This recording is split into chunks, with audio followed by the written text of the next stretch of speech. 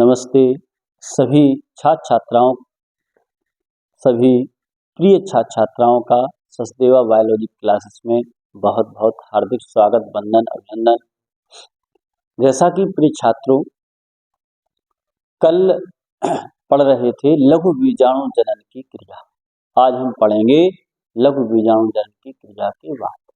लघु बीजाणु जनन की क्रिया में प्रोसेस था कि लघु बीजाणु मात्र कोशिका में अर्धसूत्रीय विभाजन के फलस्वरूप लघु बीजाणु या परागकण बनते हैं। आज हम लोग पढ़ेंगे परागकण की संरचना। परागकण की संरचना।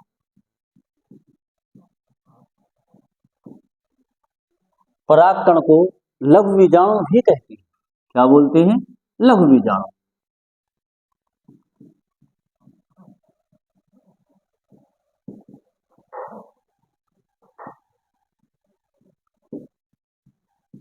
या लघु बीजाणु की संरचना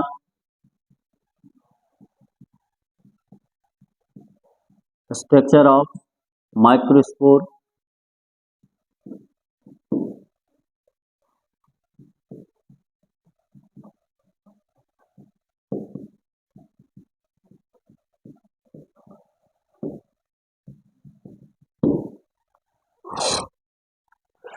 जो लघु बीजाणु है या परागकण, इनकी विकसित अवस्था होती है नर युग्मकोद। क्या कहलाती है? नर युग्मकोद। Male gametophyte. मेल गैमेटोफाइट यानी परागकण की विकसित अवस्था होती है नर युग्मकोद्भिद या नर युग्मकोद्भिद की प्राथमिक कोशिका कहलाती है परागकण। सबसे पहले अपन विशेषता देखेंगे, परागकण में कौन कौन सी विशेषताएं होती हैं। परागकण प्रायः एक कोशिकीय होते हैं। कैसे होते हैं? एक कोशिकीय। यह गोलाकार हो सकते हैं या अंडाकार हो सकते हैं, आगुणित हो सकते हैं। आगुणित माने जिसमें क्रोमोसोम की संख्या X होती है। इसके बाद इसकी संरचना। परागकण मूलतः एक विशेषता और शेष है। इनका जो प्रायः इनका आकार होता है, इनका आकार लगभग 20 से 50 मिलीमीटर होता है। कितना होता है? माइक्रोमीटर। 20 से 50 माइक्रोमीटर।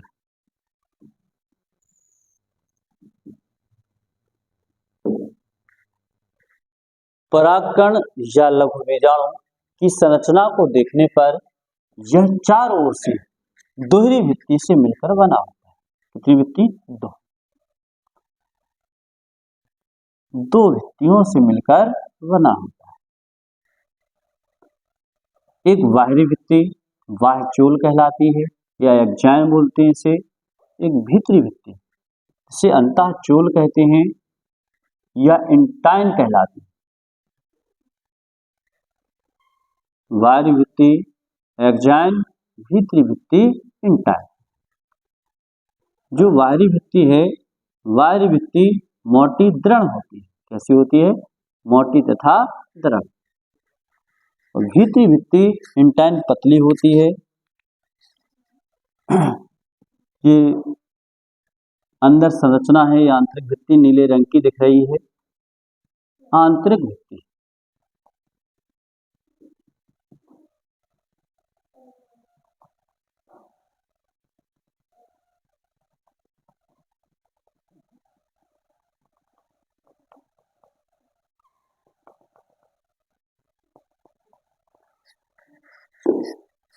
ये बाह्य भित्ति या इसे कहते हैं बाह्यचोल। बाह्यचोल एक्जाइन, भीतरी भित्ति ये अंतःचोल इंटाइन। इनमें से जो वाह्यचूल है, वाह्यचूल में ये छिद्र से दिख रहे हैं, इन्हें बोलते हैं जनन छिद्र। क्या बोलते हैं? जनन छिद्र। जर्मपोर। क्या बोलते हैं? जर्मपोर।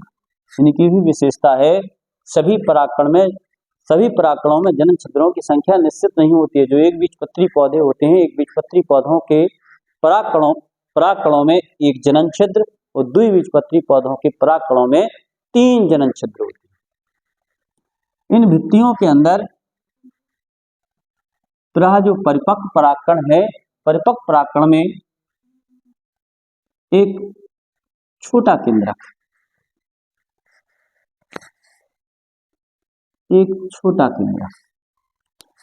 लेकिन यह छोटा केंद्रक गाढ़े कोशिका द्रव के द्वारा घिरा रहता है। गाढ़े कोशिका द्रव के द्वारा, इसे कहते हैं जनन केंद्रक, रिप्रोडक्टिव न्यूक्लियस।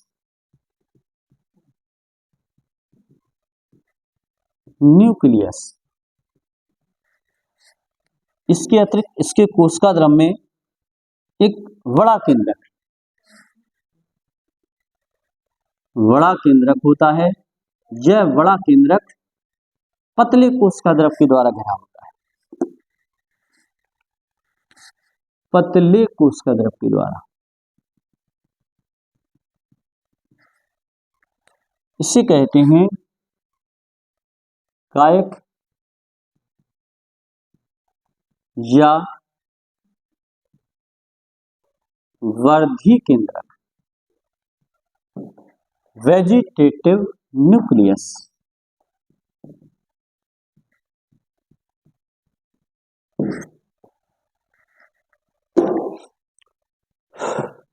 देखो पुनः बच्चों, लघु बीजाणु या परागकण नर युग्मकोद्भिद की प्राथमिक कोशिका होती है।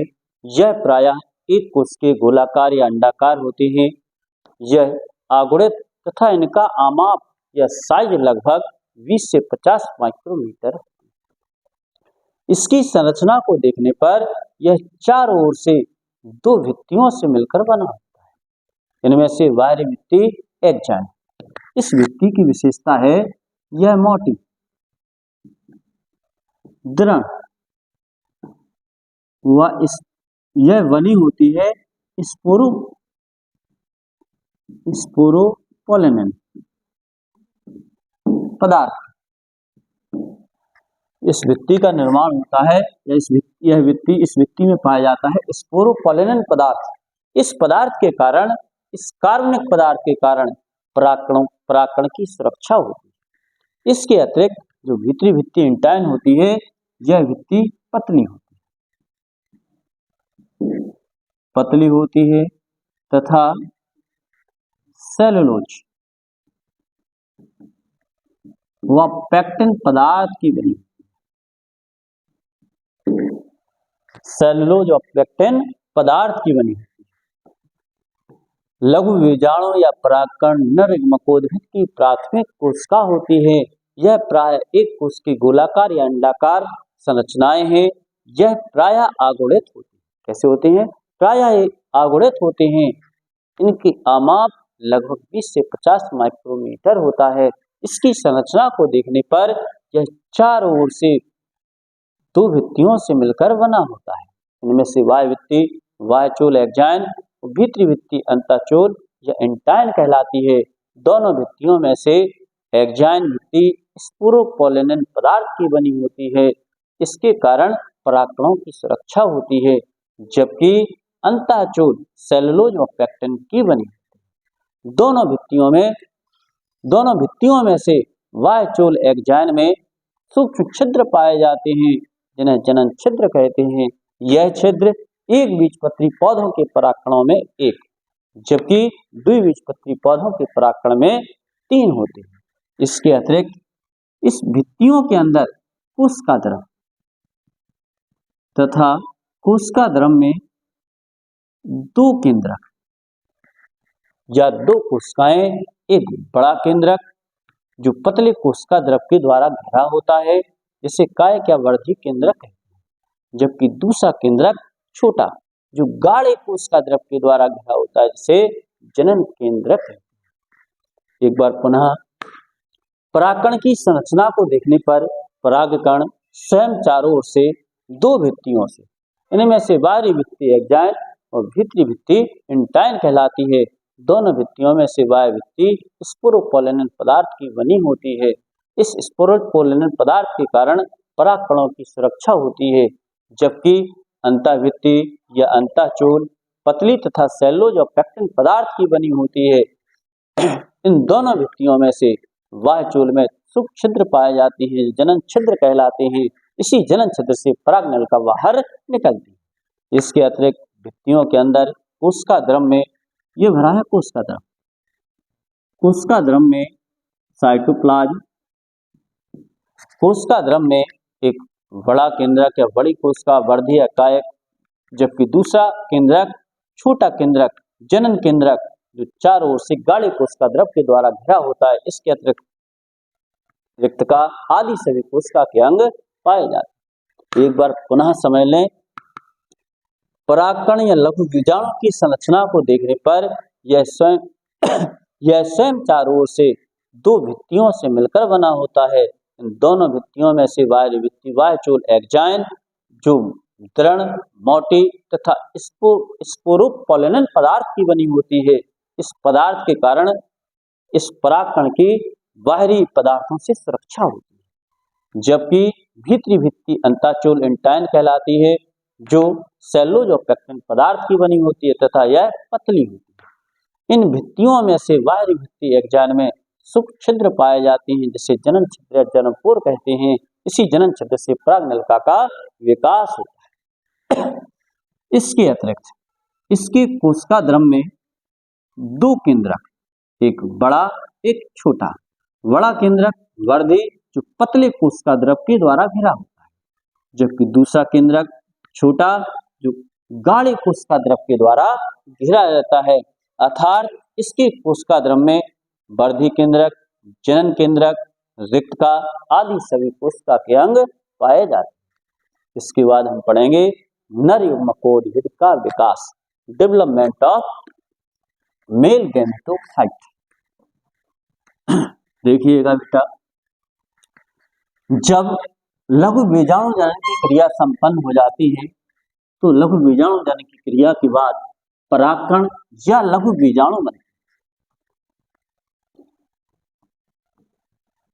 लघु बीजाणु जनन की परिभाषा बताई थी पिछले वाले वीडियो में कि लघु बीजाणु मात्र कोशिका में अर्धसूत्री विभाजन के फलस्वरूप लघु बीजाणुओं का निर्माण होता है, जिनमें क्रोमोसोम की संख्या X होती है, जिस कारण से एक गुणित अवस्था को प्रदर्शित करते हैं।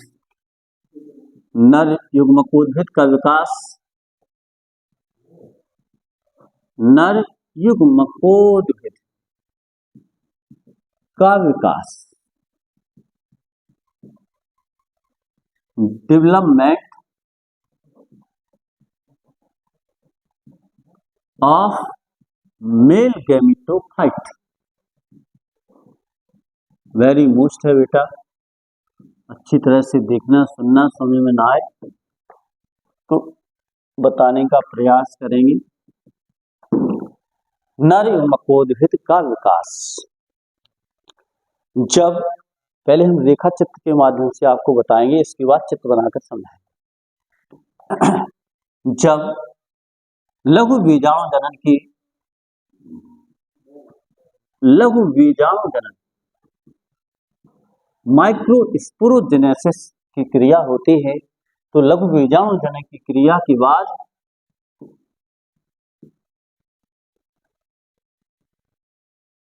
परागकण बनते हैं या लघु बीजाणु बनते हैं।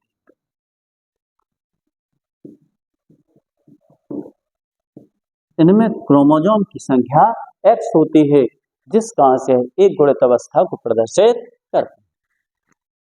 सर्वप्रथम परागकणों में समसूत्री विभाजन होता है। समसूत्री विभाजन माने माइटोसिस डिवीजन। माइटोसिस डिवीजन, पराग कणों में समसूत्री विभाजन होता है, जिससे पराग कणों में दो कोशिकाओं का निर्माण हो जाता है।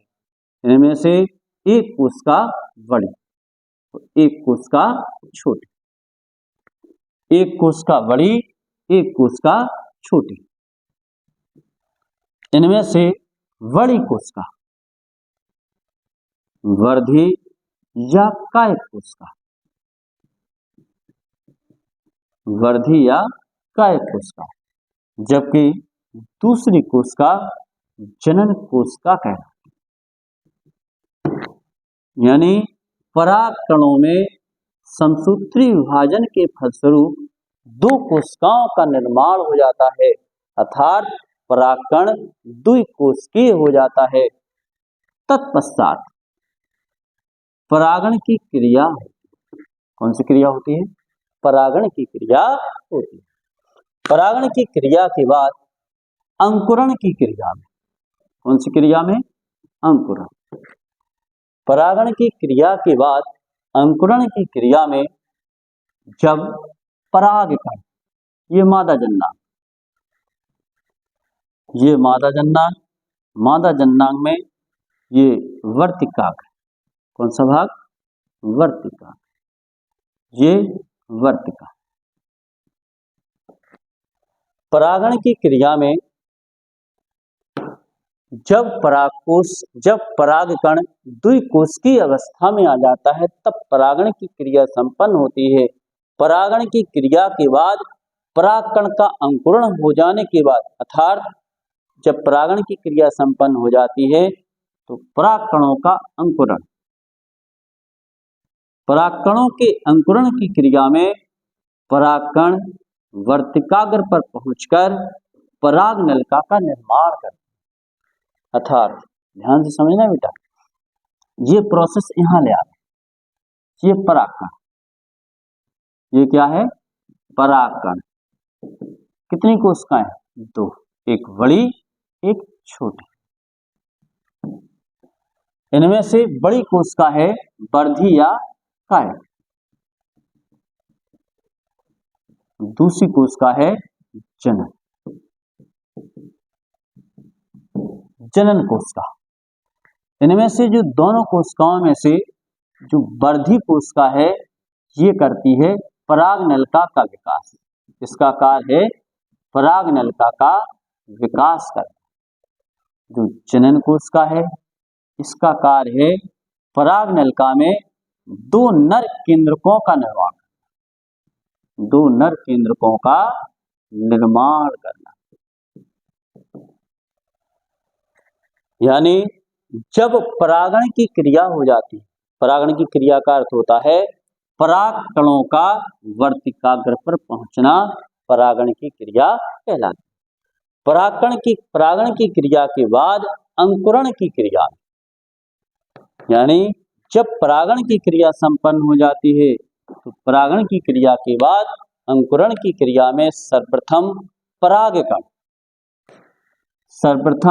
परागकण वर्तिकाग्र पर पहुंचकर कायिक कोशिकाओं का केंद्रक, ये देखो हम चित्र के माध्यम से बता रहे हैं आपको, थोड़ी सी मिटाने आ रहा है, ध्यान से सुनना बेटा, बहुत सिंपल है तो थोड़ा सा तब भी समझ लें आप। अपने मेन बिंदु पर पहुंच चुके हैं जहां पर नर एवं मकोद्भिद का विकास होता है। ये परागकण, ये परागकण, परागकण में तीन जनन क्षेत्र, ये बाह्य भित्ति, ये आंतरिक भित्ति।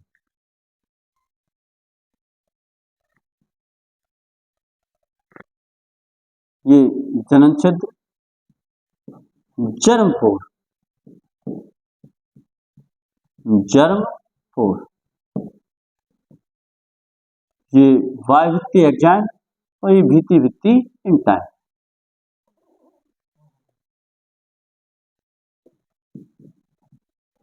बाह्य भित्ति या बाह्य चोल एक्जाइन, ये भीति भित्ति, ये अंतःचोल,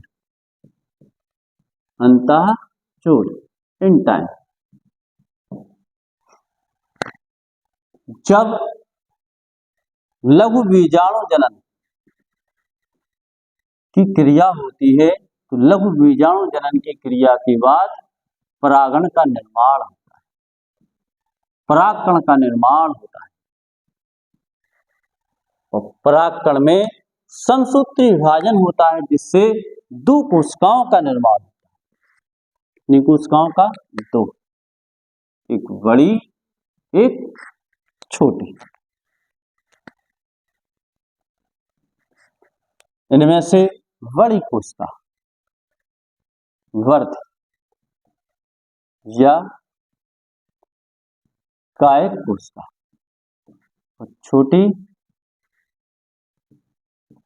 जनन कोशिका। यानी परागकण में कितनी कोशिकाएं हुई? दो। यानी इस समय परागकण द्विकोशिकीय अवस्था में आ जाता है। तत्पश्चात पॉलिनेशन, परागण की क्रिया। कौन सी क्रिया? परागण, पॉलिनेशन। परागण की क्रिया का अर्थ है परागकणों का मादा जननांग वर्तिकाग्र पर पहुंचना। ये पहुंचना, ये वर्तिकाग्र, ये वर्तिकाग्र।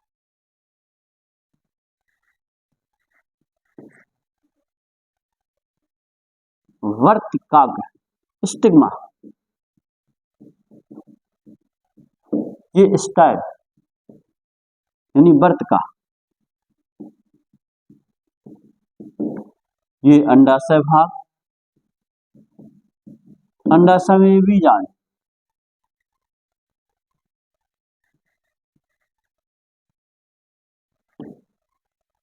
यानी अब परागकण कहां पहुंचेगी? वर्तिकाग्र पर। जब परागकण वर्तिकाग्र पर पहुंच जाते हैं तो जो कायक कोशिका है, बड़ी कोशिका है, बड़ी कोशिका यानी कौन सी कोशिका? कायक कोशिका।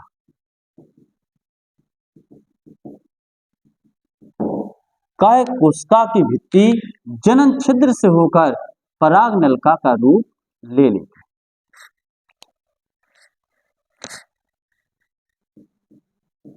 पराग नलिका। लघु बीजाणु जनन के बाद परागकण के केंद्रक में समसूत्री विभाजन होता है जिससे परागकण में दो कोशिकाओं का निर्माण हो जाता है। इनमें से एक बड़ी कोशिका तो दूसरी कोशिका छोटी।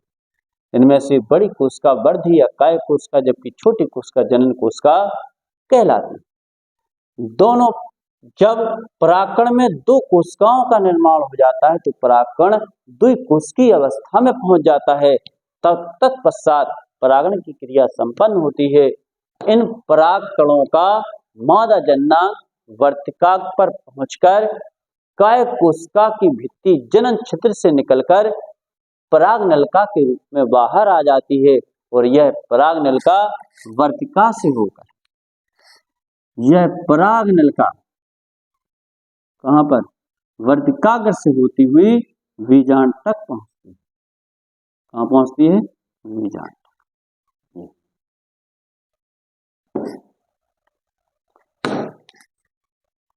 सर्वप्रथम लघु बीजाणु जनन की क्रिया के बाद परागकण के केंद्रक में समसूत्री विभाजन होता है जिससे परागकण में दो कोशिकाओं का निर्माण हो जाता है। इनमें से यदि एक कोशिका बड़ी तो दूसरी कोशिका छोटी होती है। इनमें से बड़ी कोशिका वर्धी या कायक कोशिका कहलाती है जबकि दूसरी कोशिका छोटी जनन कोशिका कहलाती है। तत्पश्चात अर्थात परागकण द्विकोशिकीय अवस्था में आ जाता है जिससे तत्पश्चात इसी समय परागण की क्रिया होती है और परागण की क्रिया होने के बाद यानी परागण की क्रिया होने के बाद कायक कोशिका की भित्ति जनन छिद्र से बाहर निकलकर पराग नलिका के रूप में वर्तिका से होती हुई अंडाशय, अंडाशय से बीजांड तक पहुंच जाती है तथा कायक कोशिका का केंद्रक भी पहुंच जाता है।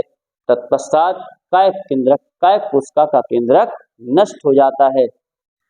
जब कायक कोशिका का केंद्रक नष्ट हो जाता है तो जनन कोशिका का केंद्र, जो जनन कोशिका का केंद्रक है या जनन कोशिका है, यह जनन कोशिका परागनलिका में आ जाती है और परागनलिका में आकर समसूत्री विभाजन करके दो केंद्रकों का निर्माण करती है। यह दोनों केंद्रक अचल होते हैं। कैसे होते हैं? अचल नर केंद्रक, अचल नर केंद्रक। ध्यान समझना, बिल्कुल सरल भाषा पे आ गए अपन लोग, पूरा सार निकल चुका है, आ चुका है। नर युग्मकोद्भिद का विकास जब लघु बीजाणु जनन की क्रिया होती है तो लघु बीजाणु जनन की क्रिया के बाद परागकण, जो परागकण प्राप्त होते हैं उन परागकणों में समसूत्री विभाजन होता है, अर्थात समसूत्री विभाजन के फलस्वरूप परागकणों में दो कोशिकाओं का निर्माण हो जाता है। इनमें से एक बड़ी कोशिका जिसे वर्धी या काय कोशिका कहते हैं, जबकि दूसरी कोशिका जनन कोशिका कहलाती है। अर्थात इस समय परागकण द्विकोशिकीय अवस्था में आ जाता है, जिससे इसके पश्चात परागण की क्रिया होती है। अर्थात परागण की क्रिया के बाद परागकण वर्तिकाग्र पर पहुंच जाते हैं और काय कोशिका की भित्ति जनन छिद्र से परागनलिका के रूप में बाहर निकलकर बीजांड तक पहुंच जाती है। इस काय कोशिका का केंद्रक भी बीजांड तक पहुंच जाता है। काय कोशिका का केंद्रक भी परागनलिका में आ जाता है, लेकिन परागनलिका में पहुंचने के बाद यह नष्ट हो जाता है। तत्पश्चात जनन कोशिका का केंद्रक परागनलिका के अंदर पहुंचकर समसूत्री विभाजन के द्वारा दो केंद्रकों का निर्माण करता है। इस प्रकार से वह संरचना जिसमें परागकण के अंकुरण के बाद जो परागकण होते हैं, इस परागकण के अंकुरण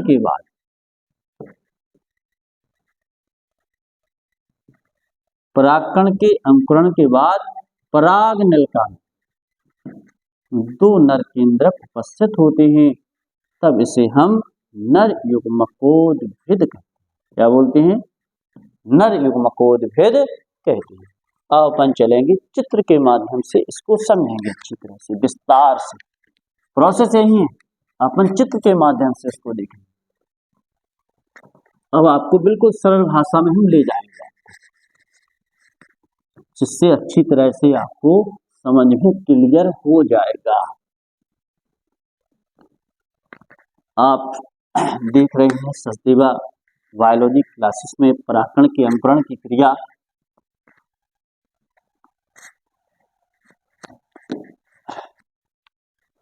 देखिए छात्र छात्राओं, नर युग्मकोद्भिद का विकास अभी आपको हम रेखा चित्र के माध्यम से समझा रहे थे, अब आपको हम चित्र के माध्यम से इसका वर्णन करें।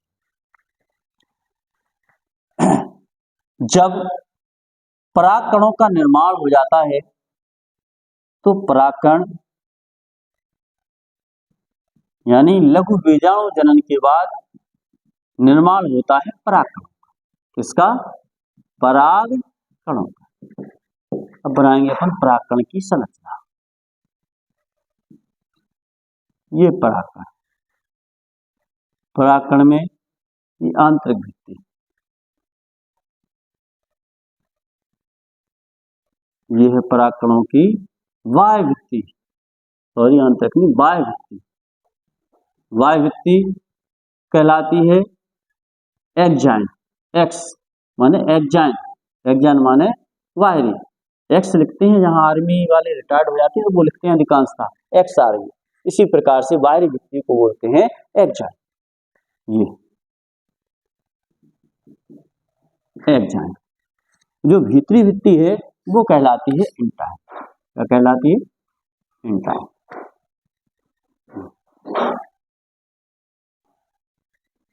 भीतरी भित्ति इंटाइन।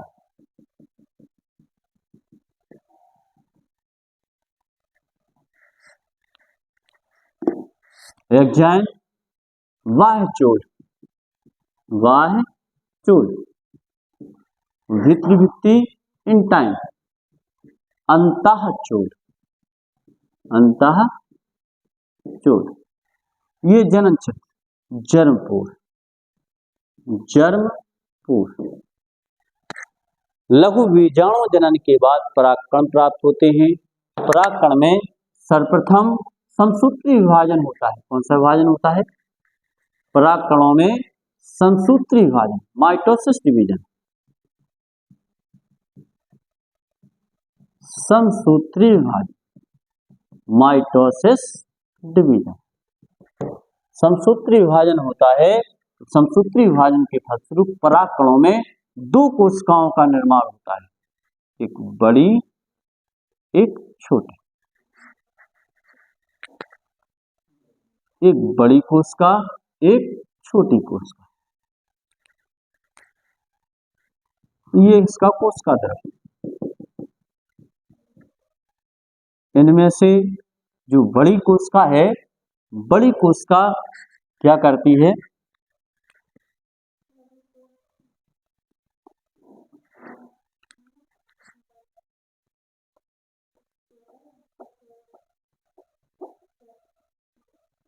चित्र पर विशेष ध्यान देना होगा बच्चों, इसी में थोड़ा टाइम लगता है चित्र में। ये अपनी बाह्य भित्ति हो गई, ये आंतरिक भित्ति,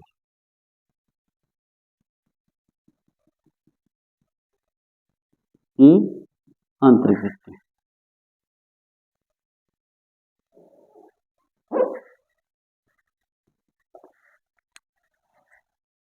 ये आंतरिक भित्ति, ये बाह्य भित्ति। लघु बीजाणु जनन के बाद परागकण बनते हैं। परागकणों में समसूत्री विभाजन होता है। समसूत्री विभाजन के फलस्वरूप परागकणों में दो कोशिकाओं का निर्माण हो जाता है। इनमें से एक कोशिका बड़ी और दूसरी कोशिका छोटी। इनमें से छोटी कोशिका जनन, रिप्रोडक्टिव सेल, रिप्रोडक्टिव सेल, बड़ी कोशिका कायक या वर्धी कोशिका, कायक या वर्धी कोशिका। जब परागकण द्विकोशिकीय अवस्था में आ जाता है तब परागण की क्रिया होती है। क्या होती है? परागण की क्रिया। अर्थात परागण की क्रिया में क्रिया के बाद अंकुरण की क्रिया में, अर्थात परागकण के अंकुरण की क्रिया में परागकण में उपस्थित दोनों कोशिकाओं में से कायक कोशिका वर्तिकाग्र पर पहुंचकर जनन छिद्र से, कायक कोशिका की भित्ति जनन छिद्र से पराग नलिका का निर्माण करती है। ये पराग नलिका किससे बन रही? कायक कोशिका। कायक कोशिका की भित्ति जनन छिद्र से होकर पराग नलिका का निर्माण कर लेती है। इस पराग नलिका में कायक कोशिका का केंद्रक आ जाता है, लेकिन यह नष्ट हो जाता है। तत्पश्चात जनन कोशिका का केंद्रक पराग नलिका में आकर दो नर केंद्रकों का निर्माण करता है। ये नर केंद्रक, दो अचल नर केंद्र का निर्माण करते हैं। इस प्रकार से यहां पर कैलस लग भी बन जाती है, कोशिका द्रव।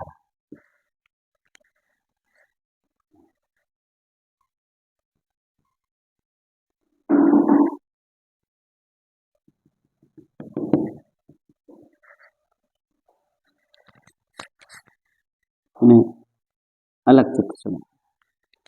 देखो बेटा, पुनः एक बार, नर मकोद्भिद का विकास लघु बीजाणु जनन की क्रिया के बाद परागकण बनते हैं। जब परागकण में सर्वप्रथम समसूत्री विभाजन होता है, जिससे परागकण के अंदर दो कोशिकाओं का निर्माण हो जाता है। दोनों कोशिकाओं में से एक बड़ी कोशिका कायक या वर्धी कोशिका, जबकि दूसरी कोशिका जनन कोशिका कहलाती है।